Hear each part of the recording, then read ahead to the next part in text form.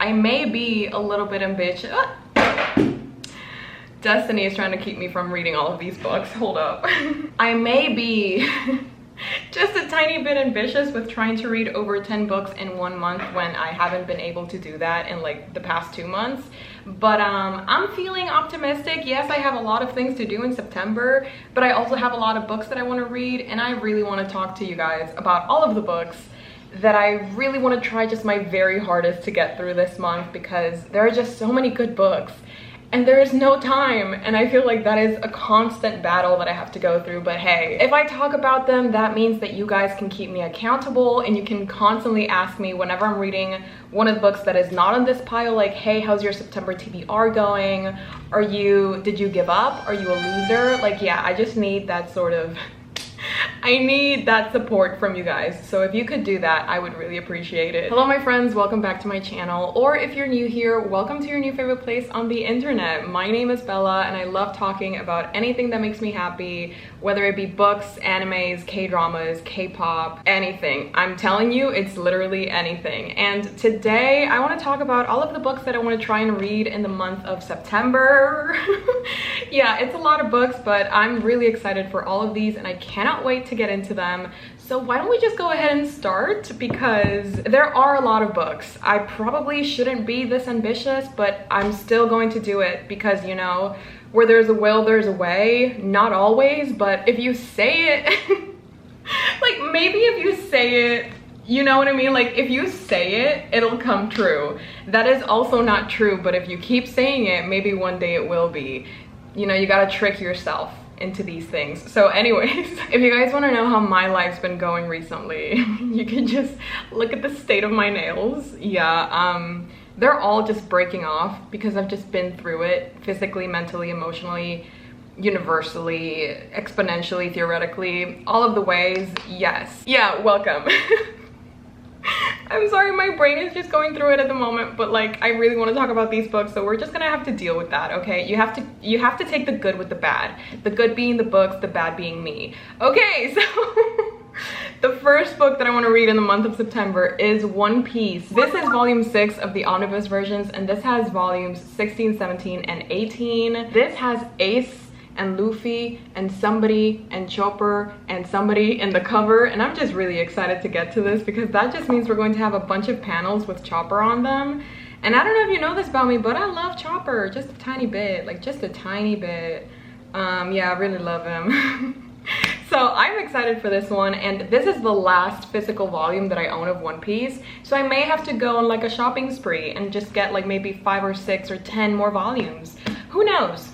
Life is crazy. The next 2 books that I want to read in the month of September, so many people are excited for me to read them because they have told me that they are the most devastating volumes in this series so far. And I love being devastated. I just love being depressed. So these books are Heaven Official's Blessing Volume 5 and Volume 6. Look at them in all of their glory. I love them so much. We have Xie Liang and Hua Chang, and just them being together, exactly, this is all I need. If you've never heard of Heaven Official's Blessing, welcome to my channel. Hi, hello. Heaven Official's Blessing is this story about this one guy that's called Xie Liang. He is very unlucky. He has ascended twice as a god, and he has descended 3 times just because he lost the privileges because he kept on making mistakes and people just hated him a lot. So he has lived a very unlucky life, and this time around he has started a very interesting relationship with a demon king. Yeah, it's very good. It's very tasty. Yeah, it's basically the story about Xie Liang, which is the god that has been dethroned a couple of times, and he's trying to basically save the realms from demons and ghosts that are trying to take over. And through all of these adventures, he gets to meet some very interesting people, some very hot people, and it's just great to spend time with them and just see what they get up to. So there we go. Yeah, Heaven Official's Blessing, 10 out of 10 would recommend. Yes, I'm excited. The next book that I have heard, once again, is extremely depressing, but oh so good, is No Longer Human by Osamu Dazai. I have read Junji Ito's adaptation of this, which is absolutely gorgeous. It's extremely depressing and highly triggering, especially if you suffer from depression and anxiety and yeah, so many other things. But I've heard that even though it is very depressing, it's still pretty like beautiful in a way. I don't know. Mine has been a life of much shame. I can't even guess myself what it must be to live the life of a human being. Portraying himself as a failure, the protagonist of Osamu Dazai's No Longer Human narrates a seemingly normal life even while he feels himself incapable of understanding human beings. Without sentimentality, he records the casual cruelties of life and its fleeting moments of human connection and tenderness. Oh my goodness. Still one of the 10 best-selling books in Japan, No Longer Human is a powerful exploration of an individual's alienation from society. Okay, this is giving Nausea by Sartre and also, oh my god, The Stranger by Albert Camus. And I read those like 2 months ago and I absolutely adored them. So I'm feeling like I'm also going to love this one quite a lot. But also like I need to choose the perfect time to read this, because if I read this while I'm like depressed, I don't know what's going to happen. So like I need to choose the perfect time for this. But also if I read this when I'm happy, I'll just be sad. I don't know. I'll see when I read this, but I'm definitely going to read it this month because I recently received this as a gift and I'm so excited. Like I have to read this. The next book that I'm going to be reading in the month of September is actually my Patreon buddy read of the month, and it's Masters of Death, written by Olivia Blake. I don't fully understand what this book is about because it just sounds so insane to me, but also so fun because we have vampires, we have ghost hunters, we have death itself, and apparently it's this vampire who is also a real estate agent, and she's struggling to sell her current house because it's haunted, and the ghost that is haunting this house doesn't want to leave until somebody solves his murder. So it's like a lot of things are happening, but it sounds so fun. And I have read other books by Olivia Blake before, and I love her writing. I love her characters. Alone with You in the Ether is one of my favorite books of 2020. So I just feel like this book is probably going to be a 5-star, or if I absolutely hate it, a 2-star. And I just can't wait to see how I feel about it. I'm also really excited to do the reading vlog for it for my Patreons and just like be able to discuss it with them, because it just seems like such an interesting book that's going to have a lot of things that we'll want to discuss. So Masters of Death is definitely on my September TBR, and I do have high hopes for it. I hope this doesn't come back to bite me. This better not be a flop because I'm going to be so upset. The next book on my TBR is A Certain Hunger, written by Chelsea G. Summers, and this is about a food writer who is apparently a nymphomaniac. Yeah, literally, Dorothy loves sex as much as she loves food, and while she has struggled to find a long-term partner that can keep up with her, she makes the best of her single life. Recounting her life from a seemingly idyllic farm-to-table childhood, the heights of her career, to the moment she plunges an ice pick into a man's neck on Fire Island, Dorothy Daniels shows us what happens when a woman finally embraces her superiority. You know what I mean? Like, it's giving a little bit of toxic femininity. Is that even a thing? I've never heard anybody say that. Like, we do have toxic masculinity, but like, what's the opposite? Is there even an opposite? I'm sorry, I'm having a crisis at the moment. It's giving girl boss, gatekeep, gaslight. You know what I mean? And I love unhinged women because I just feel so represented. Can I even say this?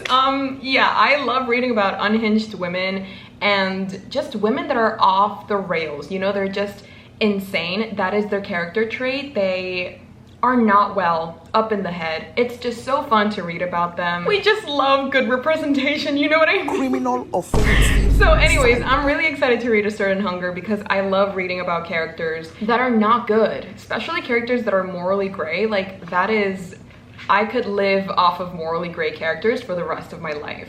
And I'm really excited to see what's going to happen because this just sounds absolutely insane. The next book on my TBR is Thousand Autumns, written by Meng Shishi. The person that sent this to me said that if I really like Heaven Official's Blessing, I'm really going to like Thousand Autumns. And I mean, I'm sold. Like, I have to see if it's true. I need to see this for myself. So I'm not even sure what this is about, but it does look very gorgeous. Like, just look at them. Come on now. Come on now. Yang Wuxi, leader of the demonic Kuan Yi sect, is a master cultivator, a brilliant strategist, and an incurable cynic. In his philosophy, every human heart is ruled by cruelty and selfishness. When Sheng Qiao suffers a shocking loss in a duel and is left for dead, Yang Wuxi happens upon him and concocts a plan to teach him about the wretchedness of humanity. After all, it is easy to remain righteous atop a mountain peak that touches the heavens, but 1,000 autumns toiling on the blood-soaked earth will break any man. Okay, slay. So basically, this is a man that is a cynic and hates humans, or just hates people in general, and he meets someone that is the complete opposite of him. So basically the grumpy sunshine trope. Okay, it's giving. Okay. The grumpy wants to convince the sunshine that he should also be a grumpy because people suck. I love this. I feel like this is going to be really fun. Maybe even funny. Who knows? Maybe I'll be laughing. Oh my goodness. Okay, I'm excited. I love that I added all of these books into my TBR without reading the synopsis, and I'm finding out what they're about right here in this video.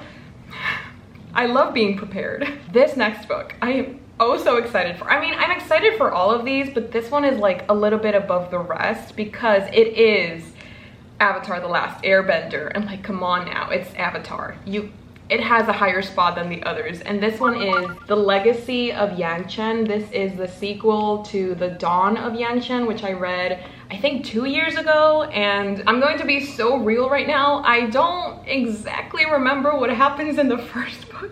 Since I read it so long ago, I don't exactly remember like all of the things that went down, but I do know that in this story we're following an airbender, and she's all about peace, obviously, but recently she's had to become violent and use her powers to get rid of some rebels, either earthbenders or firebenders, I don't really remember, and they're trying to take over the government and just control the people against their will. So this Avatar, she's kind of known peace for a long time, and now she's kind of having to deal with the fact that war is about to break.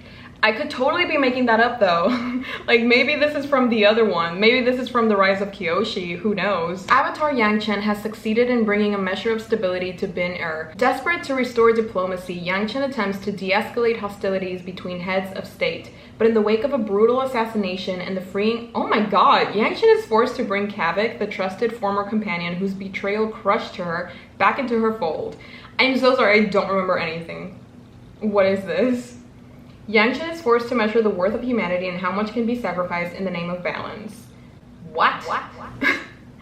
Oh my goodness. Okay, wait, maybe before I read The Legacy of Yangchen, I have to reread The Dawn of Yangchen because I don't remember it. I'm so sorry. Like, I don't— who was killed? Who was the brutal assassination? What? This is like brand new information for me. I'm so sorry. I think I'm going to have to reread The Dawn of Yangchen. Is it even called The Dawn of Yangchen? Yes, it is. I'm so sorry. Okay. The next book in my TBR is actually a classic. Yeah, we haven't really had a classic in my TBR for a while. So this one is Mrs. Dalloway by Virginia Woolf, and this is going to be my third Virginia Woolf novel. I've loved all her other ones so far, so I'm really excited to read Mrs. Dalloway because I've heard some people say that this is her best one. And apparently this whole story takes place in the span of one day, a single day in a woman's life. Mrs. Clarissa Dalloway is preoccupied with the last-minute details of preparation for a party, while in her mind she is something much more than a perfect society hostess. The characters and scope of Mrs. Dalloway reshape our sense of ordinary life, making it one of— excuse me. I'm sorry, Alexa is kind of going through her rebel phase and she keeps interrupting me when I'm trying to speak. But anyways, making it one of the most moving revolutionary artworks of the 20th century. I'm a little bit, what's that word, apprehensive to read Mrs. Dalloway because Virginia Woolf's writing is very, very peculiar. You know what I mean? Sometimes it hits, but sometimes it doesn't, because sometimes it is so introspective and so hard to follow that I get lost in the story and I have to reread passages over and over again to like fully understand what's going on. And sometimes I'm in the mood for that. Sometimes I'm like, yes girl, pop off. But other times I'm like, can you be a little bit more straightforward? So I'm excited, but also scared, apprehensive, but also excited, and I'll definitely keep you guys posted in my experience reading Mrs. Dalloway. This next one is probably most definitely the longest book that I have in my TBR. It has 587 pages. I mean, I did read War and Peace. I did read Monte Cristo, so I feel like this is basically the half of Monte Cristo. So this is fine. This is okay. I can do this. This is Jade War by Fonda Lee. This is the sequel to Jade City.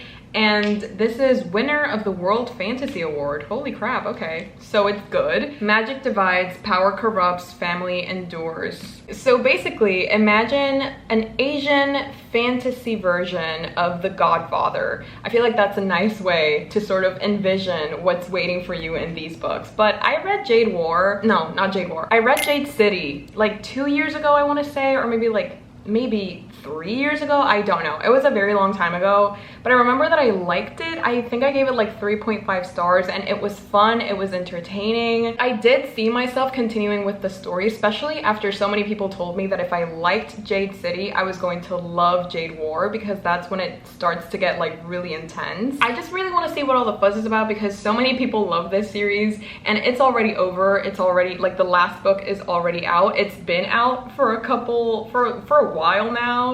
So I just want to see if I'll like it as much as everybody else does. Hopefully I will, because imagine reading an almost 600-page book and then being like, oh yeah, that was a 3-star. I'm keeping my expectations low just because I want to be surprised, and I don't really want to expect anything from this except maybe like a little bit of fun, a little bit of action, a little bit of death. That's all I ask. And then, because I've just been having a lot of fantasy and a lot of like violence in my TBR, I thought I would balance it all with a romantic comedy, a literal romantic comedy written by Curtis Sittenfeld. I wish I could tell you guys what this was about, but oh, there's a bookmark. Responsibilities are overrated. Sis. Anyways, I got this in Book of the Month, and I remember reading the synopsis and I was like, oh my god, this sounds perfect for me. I'm going to read it as soon as I get it. And then I got it, and did I read it? No.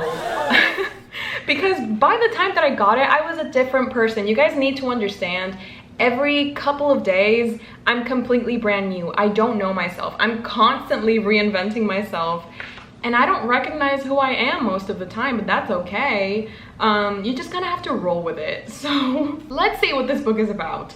A comedy writer thinks she's sworn off love until a dreamy pop star flips the script on all her assumptions.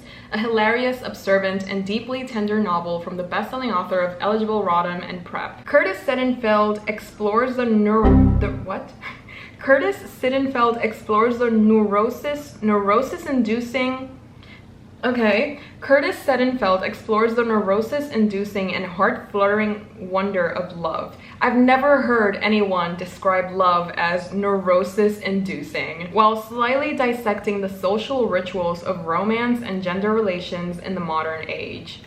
Stop, that sounds crazy. But like, oh, there's another bookmark. If you were a book, you'd be a classic. Oh my god, that'd be me. That's me. That's the best compliment. Well, actually, it depends on the classic, because if I'm Jane Eyre, then I'd be like, oh my god, slay. But if I'm Wuthering Heights, then I would be deeply insulted. Anyways, romantic comedy, Curtis Sittenfeld. Maybe this will make me believe in love again, who knows. The last book on my September TBR. Yes, we're not done. It's crazy. I'm telling you, I'm being crazy. I'm being insane, and that's okay. The last book in my September TBR is Carrie Soto is Back, written by Taylor Jenkins Reid. She is also the writer of Daisy Jones and the Six and The Seven Husbands of Evelyn Hugo, which are two of my all-time favorite books. So tell me why it's taking me so long to read her latest release. I don't even know if she's written anything. Not that. Oh my goodness. The way that One Piece is the only one that didn't fall, I am so, why would you do this? Like, we were having such a fun time. Why would you put me in this uncomfortable situation? As I was saying, I don't know why it's taking me so long to read Taylor Jenkins Reid's newest book, but I mean, here we are. It's been like, what, 2 years after its release? I don't even know. 2022. Oh, it's only been 1 year. Okay, I'm not that bad. But this is about a tennis player who gets involved in like some gossip, like some tea, some drama, and it ruins her career, I think. And like she's very hot-headed and nobody really likes her, but she's like really good at what she does. But then I think that she, what's that word when you stop doing when she retired? Yes. Oh no, she's trying to make a comeback. Stop, not me lying. Oh, she is retired. And then she's like, okay, I'm gonna come back. Let's see. In this powerful novel about the cost of greatness, a legendary athlete attempts a comeback when the world considers her past her prime. There we go, I was correct. I just didn't have the whole story. But now we do, and that's amazing. We love women that try to take back their own power. Stunning. I've heard really great things about Carrie Soto is back, so I'm hoping that I'll love it as much as everybody else seems to do. I don't know if it'll be in the same level as Evelyn Hugo and Daisy Jones, but one can only hope. One can only dream. So apparently September is going to be a very crazy month. I have so many different books that I want to read. We have romance, we have contemporary, we have women's fiction, which I don't even know what that means, but hey. We have classics, we have Danmei novels, we have manga. Like, we have so much going on, babes. What's going on? Oh, we have depression. Yes, we have so much going on. These are all of the books that I want to try. Keyword try. These are all of the books that I want to try and read in the month of September. I just want to see where this month is going to take us because I honestly have no idea what's going to happen. Life is so crazy, am I right? Let me know in the comments below what you guys are going to be reading this month. Are there any books that you're looking forward to? Are there any new releases for the rest of 2023 that you're excited to get to?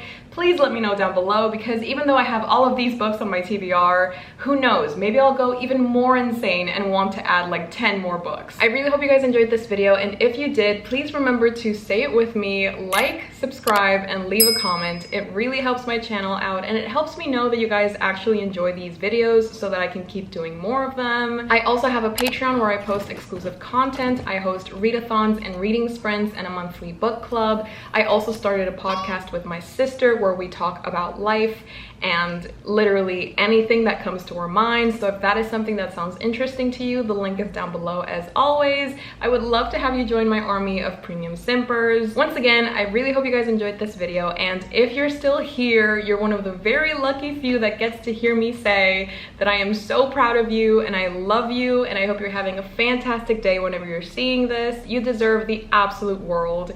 So thank you for being here with me, and I will definitely be seeing you next time. Bye. Hey Jimmy, you nice. Keep going.